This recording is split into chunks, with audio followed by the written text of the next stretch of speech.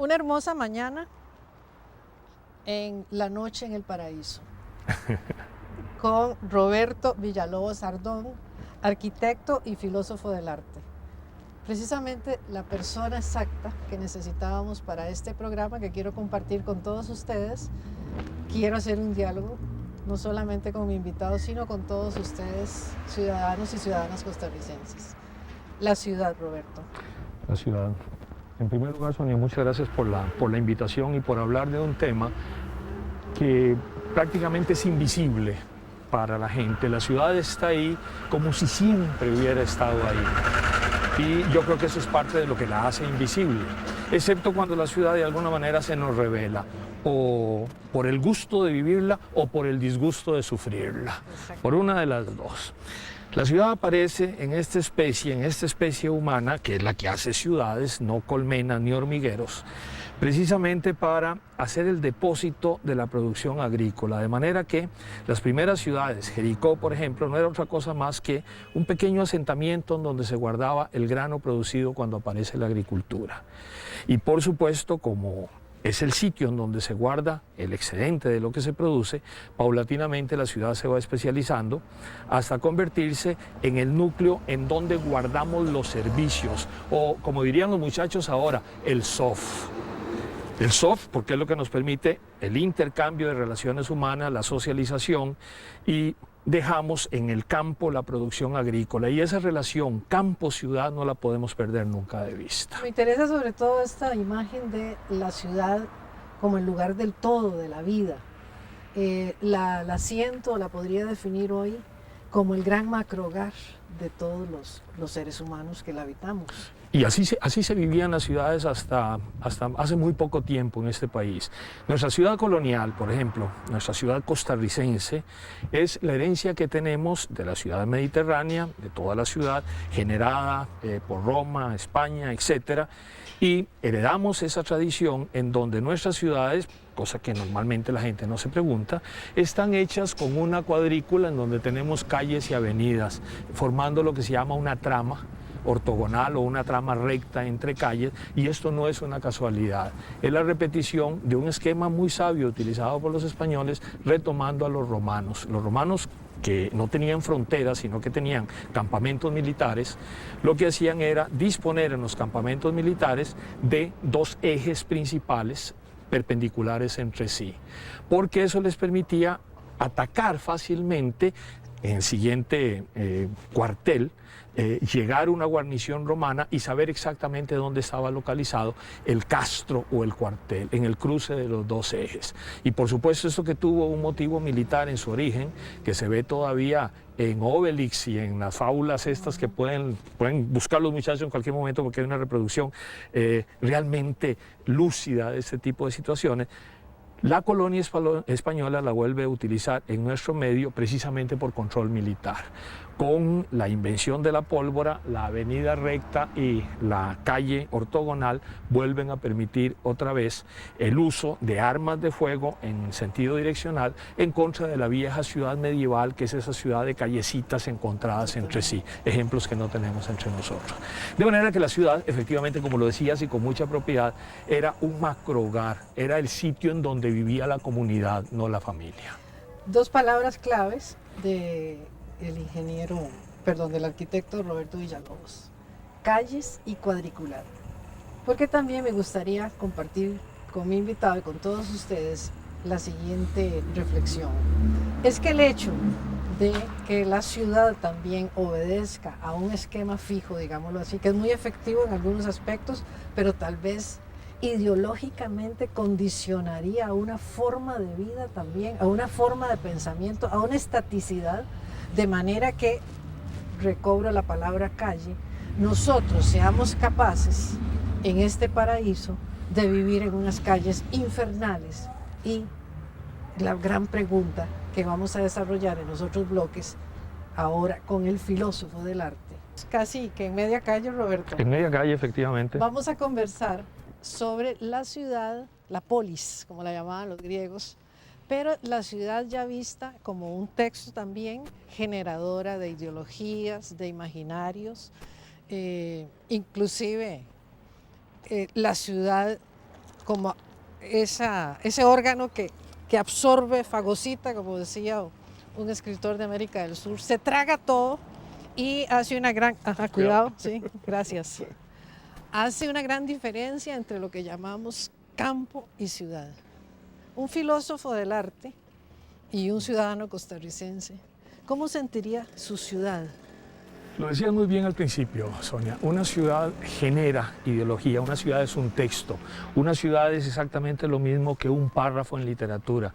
Tiene palabras que suenan hermosas, tienen faltas de ortografía, pueden tener también errores de sintaxis. Todo ese tipo de cosas sucede también en la ciudad. Y claro, cuando una ciudad nace, en su origen, está totalmente adecuada a las necesidades que tiene en ese momento. Nuestra ciudad, ya que partía de eso y lo que eso significa en su momento. Nuestra ciudad dividida en cuadras tuvo un sentido particularmente importante porque cada cuadra estaba dividido en 4 lotes, no en la cantidad de lotes que tenemos ahora, sino que en cada cuadra había una esquina con 2 divisiones internas que permitían tener la casa de habitación, desarrollar la huerta, porque las propiedades de cultivo estaban fuera de la ciudad. Santo Domingo, Heredia, San José en el centro, Escazú, Curridabat, etcétera, siguen exactamente este mismo patrón. Pero conforme varía el uso de la tierra y el desarrollo social y la historia misma, la ciudad empieza a perder ese sentido que originalmente tenía y se puede empezar a deteriorar si no se le tiene cuidado. Nuestras ciudades se han venido deteriorando con un descuido, camarógrafos. cuidado con los huecos, con un descuido manifiesto en muchos sentidos. Y uno principalmente es en el uso de la tierra como tal. Al mantener las cuadras, como originalmente existían, y empezar a subdividirlas en una enorme cantidad de lotes que dan ahora a la periferia, cambia totalmente el sentido original. La ciudad deja de ser lo que fue y empieza a transformarse en una nueva forma de organizar la vida que no necesariamente tiene que ver con esa condición inicial. Y ahí se empieza a producir deterioro, se empieza a producir falta de cuidado y se empieza a producir también algo que de alguna manera insinuabas. ¿Qué nos pasa a los costarricenses con una ciudad que no vemos, excepto en sus defectos, excepto en aquello que no nos está funcionando y que no pasamos de ahí? O sea, un gran hogar que se convierte poco a poco en inhóspito. Inhóspito, y es una forma de violencia también. Y la pregunta es esa, ¿por qué? Desde la polis como emisora de ideología, ¿cómo nos hemos construido las últimas generaciones que hemos aceptado esta violencia de la ciudad? Bueno, la ciudad, como decíamos antes, no solo es igual a la literatura, en donde no sabemos quién la inventó, pero ahí está, porque no funciona exactamente igual, sino que también es generadora de todo un discurso. La polis, como decías vos, la ciudad, como la llamaban los griegos, origina en griego y en castellano el término política, la buena administración de la ciudad. Pero resulta que la política se nos ha transformado, igual que las ciudades, en otras cosas, en un estira y afloje entre los políticos que no tienen nada que ver con la recta administración de la ciudad. Y la falta de la recta administración de la ciudad, por supuesto que se nota en todos estos defectos que señalamos. Calles, infraestructura urbana totalmente destruida, venida a menos, incapaz de sostener el tránsito adecuado, mal manejo de la basura, por ejemplo, problemas en el tratamiento de desechos, aguas negras y agua potable, deterioro en general de las vías de circulación, contraste entre peatones y automovilismo, todo eso es agresión. ¿Y los costarricenses qué hacemos por cambiar eso? Lo hablamos 1 o 2 días, lo comentamos entre nosotros, no tenemos a quién referirnos porque todo el mundo, el comentario que dice, sí, tenemos mucho reglamento para que eso suceda así, pero no hay a quién ponerle la queja de algo que no funciona. Y parece que estamos muy acostumbrados a no tener a quién recurrir cuando algo no funciona. Entonces, quiere decir que no solamente nos cuadricularon la mente en el sentido de que conversen entre ustedes, desahóguense un poco, pero soportemos. Esa es la pregunta que le hacemos tanto Roberto Villalobos como Sonia Jones a todos ustedes. Soportar la ciudad, seguir soportando la violencia e inclusive en el próximo bloque vamos a desarrollar también una pregunta, una reflexión. Generalmente te dicen, ¿para qué si nada se puede hacer? O sea, ¿hemos perdido la fe en todas las instituciones? Veremos en nuestro próximo bloque qué comentario nos aporta el arquitecto y filósofo del arte Roberto Villalobos. Literalmente, amigas y amigos, en media calle y frente a un hermoso hueco, con el arquitecto y profesor de arte, de filosofía del arte, Roberto Villalobos. Sonia, perdón, ¿sí? vaya esa invitación tuya de invitar a reflexionar en este país sobre huecos, porque parece que ya llevamos siglo y resto, llenos de huecos en muchos sentidos. Exactamente, en la literatura costarricense, para ser más específica, en varios artículos costumbristas de finales del siglo XIX, principios del XX, se hace alusión, se focaliza de la ciudad, se focaliza el hueco, se focaliza la calle. Hay un articulista que nos dice que las calles de San José se parecen a las calles de la Luna, solo huecos. ¿Tendrá que ver esta permanencia del hueco con la identidad costarricense? Yo creo, Sonia, que tiene que ver la permanencia del hueco con nuestro permanente descuido como país. Creo que hemos descuidado fundamentalmente este país y es la cosa más extraña porque con costarricenses ilustres, con costarricenses capacitados, con costarricenses conscientes de los problemas que tenemos entre manos, ¿qué es lo que particularmente nos pasa? Que no podemos enfrentar la transformación lúcida y controlada, política, en el buen sentido del término, de nuestras ciudades. Yo creo que en ese sentido la metáfora de los huecos, de aquella carencia, de aquello que se destruye, de aquello que no funciona, tiene que ver mucho con la actitud del costarricense, más que con nuestra identidad, porque si somos lúcidos para preguntarnos qué nos pasa, ¿cómo es que no seamos lúcidos para poder solucionarlo? ¿Qué es lo que nos está ocurriendo en ese sentido? Así decía Aquileo Echeverría en este artículo de costumbres, a raíz de que le llegó el recibo municipal cobrándole el riego por la calle, porque en aquellas lejanas épocas eran calles de tierra, y polvo. ajá. Y dice así nuestro increíble Aquileo: tras este susto, otro mayor, pues el amable joven siguió el amabilísimo señor don Mariano Valenzuela con un recibo de la municipalidad. 2 pesos 40 centavos por riego de mi calle, luz eléctrica, serenazgo, etcétera, etcétera. Le juro que yo pagaría porque se secaran las calles cubiertas de lodo, de huecos y suciedades, en vez de empaparlas más. Inútil.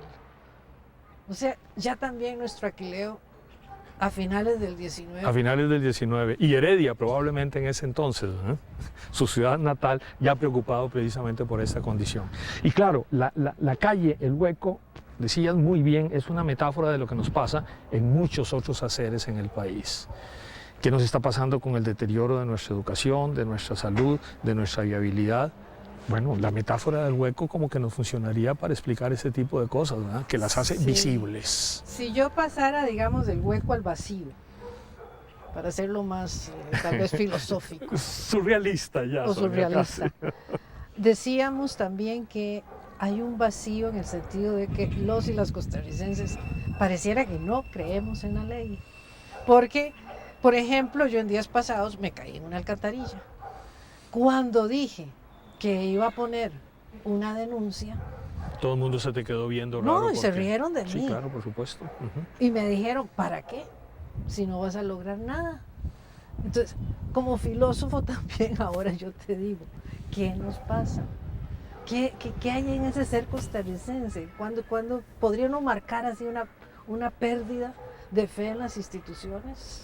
Creo que tenemos un límite que se nos agota muy rápidamente. Se ha dicho aquí que nos esperamos a que se aclaren los nublados del día, que no hay un problema que nos dure más de 3 días, que en ese momento se acaba, que frente a cualquier situación como esta, bueno, hablamos, nos lo decimos entre nosotros, pero no lo llevamos a sus últimas consecuencias. Creo que es una especie de constante también, y una constante a la que debíamos ponerle especial atención, porque la empezamos a ver en todos nuestros haceres en este momento.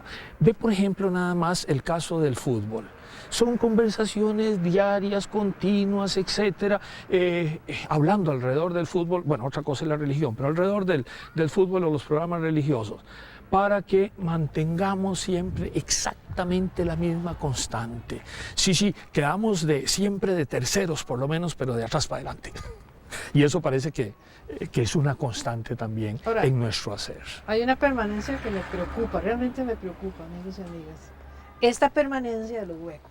Quizá cuántos meses tendrán estos huecos. Ahora vamos a ver si algún vecino se quiere referir a esto. Es esa misma permanencia, entonces, en nuestra manera de vernos y ver el mundo. Seguiremos con ustedes en el próximo video. La ciudad, las calles son también ese espacio del diálogo, de la palabra que fluye entre los ciudadanos. Y hoy aceptó participar en este programa la profesora Flor de María de Zamora. Muchísimas gracias. Mucho gusto. Yo quería preguntarle a doña Flor, que por varios años ha vivido usted acá en Tengo Tibás. 23 años de vivir aquí en Tibás. Además, por su larga trayectoria de vida, ella podría decirnos muchas cosas de los costarricenses. Profesora, ¿usted piensa que hemos cambiado los costarricenses? ¿Somos menos aguerridos? ¿Peleamos menos? Sí, estamos muy pasivos. Y antes éramos como más activos para reclamar las cosas, ¿verdad? En cambio ahora, no sé, como que esperamos que otras personas lo hagan por nosotros. Quizás pueda ser por la edad mía y la de mi esposo también, ¿verdad? Pero sí, yo veo que son más pasivos. Roberto, ¿esperamos los ticos a que otros hagan lo que deberíamos de hacer? Parece que ella como maestra y que ha pulsado este país, me imagino, durante todos estos años, tiene razón en eso. Nos esperamos a que otros resuelvan los problemas que no estamos dispuestos a resolver. Ya señoras se han caído, ¿verdad? Porque esos huecos se llenan de agua. Y hay algunos choferes que son muy decentes, que se esperan a que la persona pase, pero otros no, lo hacen al propio. Meten la llanta para pringar a la persona que está esperando pasar, ¿verdad? Además, esas piedras, viera que los carros que pasan muy ligero ya golpearon a una señora que venía con un niño, porque esas piedritas saltan. A aquella vecina de la casa Color Mamón le quebraron el plástico de la cochera, porque ella tenía un hueco que hace poco rellenó uno de los nietos, pero pasaban tan rápido, que las piedras pegaban Realmente, las calles de Costa Rica, de San José, de Limón, son calles de la amargura. Mariela González, también ciudadana, usuaria de nuestras calles. ¿Desde cuándo maneja el Vespa, Mariela? 5 años y medio. ¿Y cuál ha sido tu experiencia en relación con el estado de nuestras calles? Bueno, me parece que aquí, sobre todo en Tibás, ¿verdad?, que es donde yo vivo, sí es crítico, ¿verdad? Es en todo lado, a menos que sea la calle principal, está lleno de huecos, y no son huecos pequeños, son huecos bien grandes. Incluso una vez caí en una alcantarilla sin tapa, que estaba lloviendo y no me lo pude quitar. Y bueno, logré salir, no sé cómo, no me caí, pero sí se llevó su buen golpe, ¿verdad?, la moto, y milagrosamente no me fui al suelo. Pero sí me parece que está muy mal el estado, no sé qué pasa, pero nadie hace nada. Y yo caí en el hueco y tampoco me quejé, ¿verdad? Ya. Sí, me extraña que la municipalidad pues descuide tanto las las calles secundarias, ¿verdad?, de aquí de Tibás. Estábamos conversando con el arquitecto y filósofo Roberto Villalobos y teníamos la impresión, hasta hace muy poquito, de que nadie se queja, nadie hace nada. Sin embargo, sabemos que en este barrio ha habido mucho movimiento en relación con una posible solución. Y también yo te preguntaría, ¿por qué vos no te quejaste cuando caíste en la alcantarilla? Yo lo pensé, pero yo dije, ¿dónde me voy a quejar? O sea, yo me he dado cuenta de que aquí uno se queja y no logra nada, ¿verdad? O es muy lento todo, o no sé. Yo pensé incluso mandar una carta a la Nación, porque ya yo he mandado varias también de queja, no precisamente de los huecos de las calles, pero no la mandé porque, no sé, no sabía exactamente dónde hacerlo, ¿verdad? Exactamente, Roberto, nosotros sabemos usar la ley, proteger Sí, la por ley. supuesto. Las municipalidades son los organismos responsables de aquella infraestructura que les corresponde como municipalidad. El Ministerio de Obras Públicas, de aquellas otras calles y vías generales de comunicación. Las municipalidades particularmente tienen que velar por la situación de aceras y de pasos y de accesos para discapacitados, etc. Ahora, lo interesante es que en este caso hemos podido hablar con dos personas que transitaban por aquí mismo, y las dos mujeres, porque con otra persona que se le preguntó, hombre, que por qué no participaba, dice que no, que para qué meterse en problemas, por ejemplo. Y yo creo que eso es parte de esta idiosincrasia a la que estamos llegando con un descuido notorio del país. O sea que si nosotros no defendemos la ley, dejamos que este país se nos hunda en el mayor hueco, que es el de la apatía, el de la... No sé, El de no hacer nada. Y eso es una destrucción no solamente de la ciudad, sino de sus ciudadanos. Con ustedes y con Roberto Villalobos vamos terminando nuestro paseo por una de las calles de la ciudad. Calle que nos ha llevado a una serie de reflexiones y de preguntas. No sé si ustedes también tendrán respuestas o por lo menos ya hay signos de pregunta de qué es lo que nos pasa en este país. Claro, no solo la metáfora de los huecos, como decías vos, sino la otra estupenda metáfora que nos queda todavía. Una señora maestra, por supuesto, de esos maestros que tuvo este país, capaz de hablar y decir lo que piensa. Otra muchacha, también diciendo en esta metáfora de que todavía los costarricenses, de alguna manera, podemos hablar, podemos decir lo que pensamos. Pero la pregunta fundamental, con toda esa metáfora que hacías vos de los huecos, de las carencias en última instancia, porque un hueco no es otra cosa más que la metáfora fundamental de una carencia, es qué nos está pasando como país, hacia dónde vamos, qué país queremos, qué estamos haciendo de él. Habíamos también reflexionado y apuntado muy literariamente, tal vez eso es lo que nos mate a los ticos, tanta ficción en los discursos políticos y en nuestros propios discursos, que la ciudad es el hogar. Es el lugar en donde vivimos, transitamos, hacemos nuestras transacciones, nacen nuestros vínculos. Entonces, cómo esa ciudad se fue transformando en una ciudad inhóspita, en una ciudad agresiva, de violencia. La violencia no solamente será entre la guerra, personas, claro, entre personas. Sino violencia es todas estas infraestructuras que han hecho descuidadas. Que casi todos los costarricenses, Roberto, tengamos una anécdota sobre una caída en un hueco o en una alcantarilla. ¿Es esto entonces metáfora también de una problemática mayor que está sucediendo en nuestro país? ¿Hay violencia? ¿En qué la ubicás vos también como filósofo y filósofo del arte? Porque el arte sigue siendo el espacio que contradice discursos ya muy fijos, muy cuadriculados. Y demás. Lo decías bien, el arte tiene dos funciones: celebrar lo que hemos conseguido con alegría y con satisfacción como sociedad, o quejarnos de lo que todavía no tenemos. Parece que en este país estamos celebrando demasiado lo que fuimos y estamos quejándonos muy poco de lo que todavía no somos. Y ese es el papel del arte, ese es el papel de la metáfora. Metáfora de los huecos aplicable a una gran cantidad de condiciones en este país. Escuelas sin mobiliario y sin pupitres suficientes. Caja Costarricense del Seguro Social, con un manejo en las medicinas, con carencia de medicinas normalmente y constantemente, como huecos en las calles. En fin, la lista sería interminable. El hueco no es otra cosa más que el símbolo inmediato en media calle, que para eso nos ha servido, para poder hablar de en media calle, de lo que nos está sucediendo como país. Y creo que también un aspecto fundamental es el papel de la educación.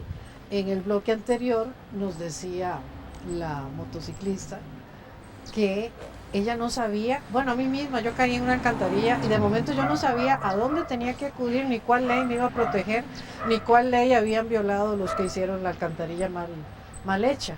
O sea, la escuela costarricense, en todo sentido, no nos ha enseñado a usar la ley y por lo tanto a respetarla, porque si la defendemos, si la ponemos a funcionar cuando las cosas están mal, entonces la estamos respetando. Y es que creo que estás diciendo algo fundamental.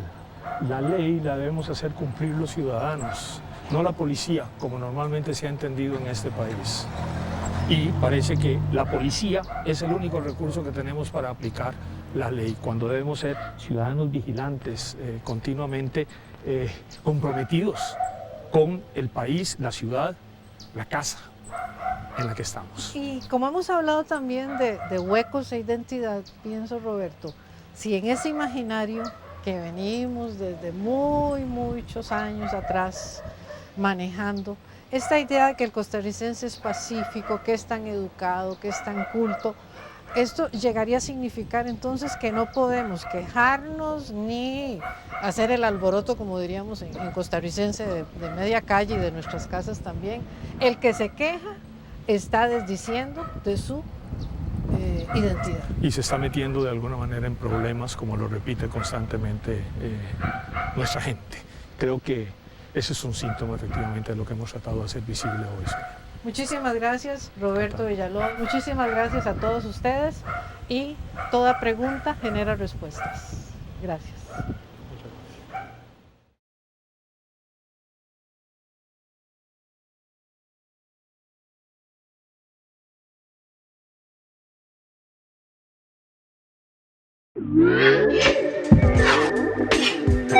gracias.